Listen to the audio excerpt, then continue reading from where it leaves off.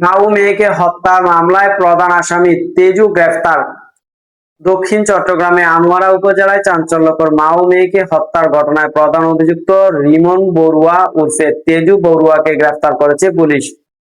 গতকাল রোববার 14 জুন গভীর রাতে চট্টগ্রামের পটিয়া থানা থেকে তাকে গ্রেফতার করা হয়।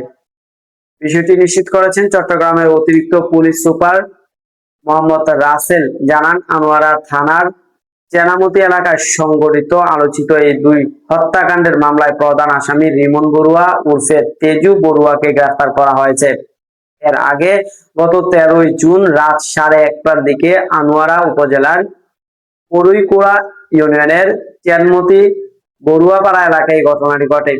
নিজ ঘরে নির্মমভাবে খুন হওয়া স্থানীয় বাসিন্দা সুজন বড়ুয়ার স্ত্রী এমি বড়ুয়া ও তার কিশোরী মেয়ে প্রিয়ন্তী বড়ুয়া। এই হামলায় গুরুতর আহত হয় দম্পতির 5 বছর বয়সী শিশু সন্তান পিয়াজ বড়ুয়া। সে বর্তমানে হাসপাতালে চিকিৎসাধীন রয়েছেন। নিহত এনি বড়ুয়ার স্বামী সুজন বড়ুয়া জানান যে প্রতিবেশী তেজু বড়ুয়ার সঙ্গে তার দীর্ঘদিন ধরে আর্থিক লেনদেন সংক্রান্ত বিরোধ চলছিল। আর এই ধারণা যে এই বিরোধের জের ধরেই লেনদেনের কাগজপত্র হাতিয়ে নেওয়ার উদ্দেশ্যে এই হামলা চালানো হয়েছে। এছাড়া মৃত্যুর আগে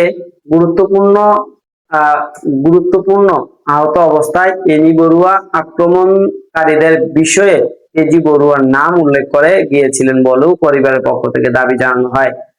দর্শক, সাবস্ক্রাইব করবেন, লাইক করবেন, শেয়ার করবেন, কমেন্ট করতে ভুলবেন না।